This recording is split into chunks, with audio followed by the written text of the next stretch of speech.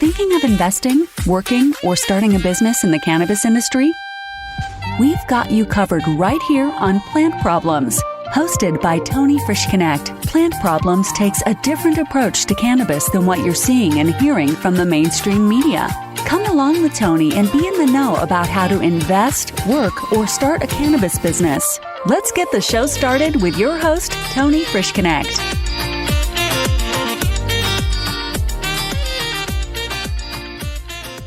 Hello, everybody.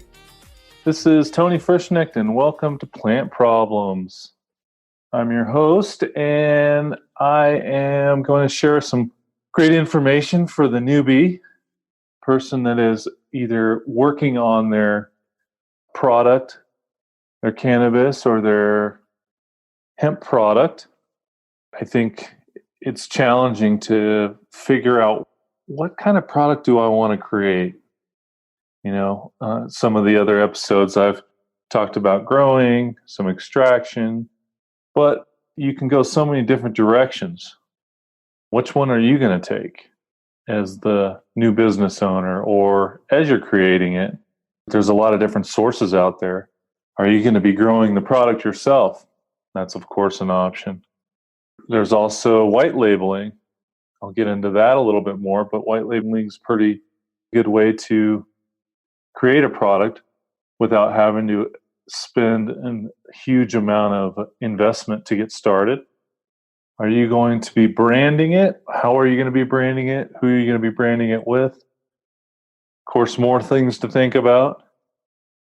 And who's your product for? This is a tough one.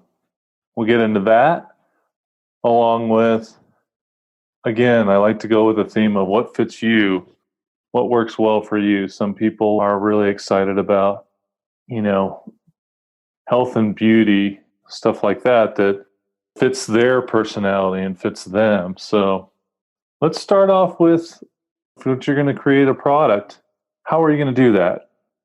Well, if you're sourcing or you're growing your own product, of course, it's very simple. You can actually take that product, cannabis or hemp. There's lots of companies that do extraction.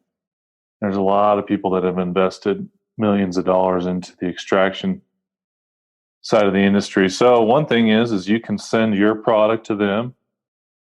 They can extract the cannabis oil or hemp oil, CBD, depending on what you're making or what you're growing, I should say. And finding these people is not that hard. I think they're all over these cannabis conventions. You can find several people. If you find an extraction company that's just selling the equipment, it's very easy to ask them, hey, who are you selling these to in, let's say, California? Because I'm really looking for somebody to extract my oil out of my product. And then you, the business owner, because you've already invested everything into growing the product, you don't have to go out and invest in all the extraction equipment. That's a big plus. So you've taken one person out of the equation. I know there's a lot of people, well, I want to grow it, I want to sell it, or I want to extract it, grow it, sell it, all the above, right? You've got to figure out what makes sense for the finances that you have. And the majority of people out there cannot finance every step of the way. Now, there are some big guys that can, but I'm not really talking to those people. I'm talking to the entrepreneurs that are starting up a new business.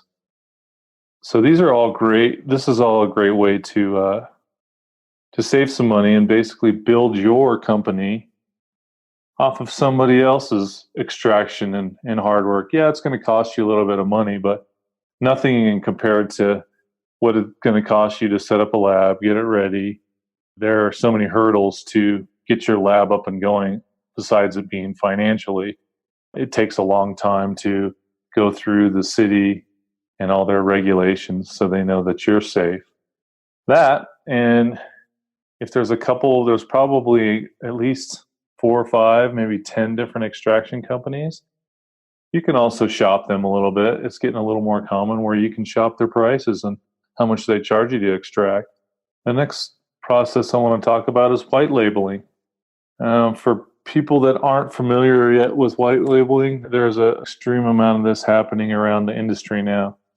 Basically, what your job is to do if you're white labeling is find a company out there that will not only have the raw material, but will create it and make your product for you where you have an end product.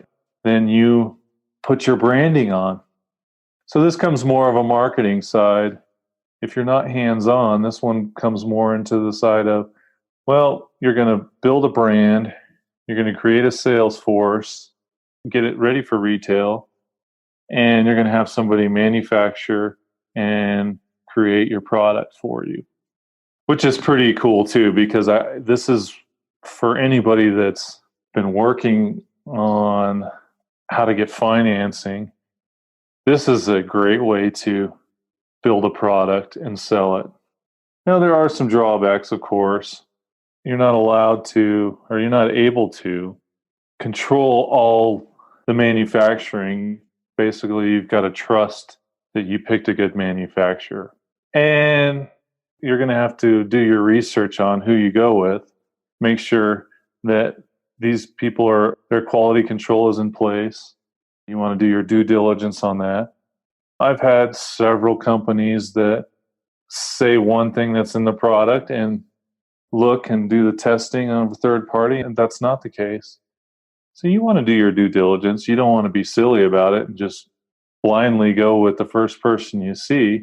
But white labeling can be very useful because of the low amount of investment that it takes to get this product.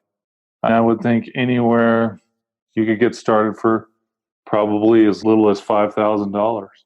And a lot of it would take you doing your own marketing work.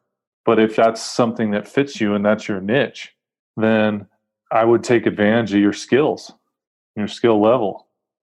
Creating that product, though, that real product that your consumer will like to use or will like to purchase, you have to really get in the mind of who your audience is and who's going to buy your product. This takes some time. People do case studies on what's happening with their market. And, being a little guy, if you go out into the public and kind of get yourself around some of these places, even like Walgreens, and this requires some skill level by you, but I've actually gone in and I've watched people. I've watched them buy. I've listened to them talking about CBD. In fact, I was at Sprouts the other day and I saw a group of 6 young adults. They were probably in their 30s. And I could tell that they were out of town and they were standing next to a big case of CBD. And it had a bunch of CBD products, probably had lotions and tablets. And then next to that, they had a magazine talking about hemp CBD. So they're looking through this magazine and trying to figure out, which one they should buy. And I looked at it and I'm like, this is so new. It blows me away still to this day. Being stationed in Colorado, kind of the ground zero, somebody brought up we're kind of the Silicon Valley of cannabis. And I thought that was silly, but the more I kind of look out into our little ecosystem here, that seems to be the case. And so take advantage of that. And I thought to myself, this is a good stage for deciding what kind of product that I would make. And so I walked up to these guys and I started talking to them. I said, hey, you guys looking for CBD stuff? They're like, yeah, we just don't know anything about it. And so I just kind of started asking them a couple questions. You could tell they were a little bit nervous talking about it.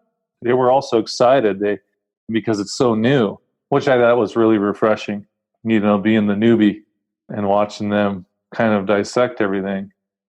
So I asked them a couple questions. Well, what are you looking for? Well, I've got some pain stuff here, and so I like to do this. And I've got limited amount of skills on the CBD front, but going in and actually digging into the mind of your buyer or your customer, that's key to finding what's going to sell. Because I've been in companies where we've had 7, 8, 10 different products, and only 2 were worth selling out of the whole thing. And the other 7 were there because we couldn't let them go. Fortunately, we had some big products that were selling very well for us. That's what kept the other ones afloat. But if you only have one product, you got to make sure you focus on that and understand that customer and what they're really going to need from you. Because I've seen people spend thousands of dollars on these products and developing them, and they sell very little. And it takes so much time and effort to put these products together from the creation all the way to getting out to where retail product for your customer. It's so many steps. And I think this is a step that so many people forget to utilize and really truly understand their customer base and who they're trying to sell to. So really understanding your customer base is, I think, one of the number one things. So you kind of want to work backwards from where we started. What do you want to build? What do you want to source? What do you want to create? How do you brand it? Taking those ideas is good throughout the process, but you kind of have to start from the top and go down and say, okay, I've got a product in mind. Now let me shop it with my customers and see what they're going to react to. If you're a little bit uneasy about just going up to strangers and talking to them, I totally get it. But you can still go out to people that you know, especially family members, friends. You don't have to tell them, say, I'm looking at these products and I'm wondering, what do you think about CBD product? Utilize who's around you to kind of at least get some information. Create a little 5-question questionnaire that you can take notes with on each person and say, hey, what are you looking for? What do you like about CBD the most? What do you feel that's going to help you in your life? This is one of my chapters in my book. I'm just kind of breaking it down for you. And this is a great way for the newbie to get started and decide what he's trying to do and what he's trying to figure out for a company, for a business of his that he wants to start. So if you're interested in that book, you can, of course, go to blackmarketbook.com. I have a website there, and there's a link there that'll tie you purchasing the book from there. And there's a little information about me. But please do your research on your product before you just go and start making something. Your chances for success are much greater. So I want to thank you guys for joining me today. And I appreciate you guys listening. Hopefully there was some helpful information here that I provided. Please feel free to contact me on Facebook, my Facebook page, or send me an Instagram. Let me know what you want to talk about, and I'll be sure to dig into it and give you some good information. And again, I thank you guys for listening today, and I will talk to you real soon. Bye for now. You've just listened to another insightful episode of Plant Problems. If you like what you heard so far, don't forget to tell your friends and colleagues. For additional resources or to leave a review, head over to plantproblem.com. Join us again next week on Plant Problems with Tony Frischknecht. We look forward to having conversations with you as we go along this journey.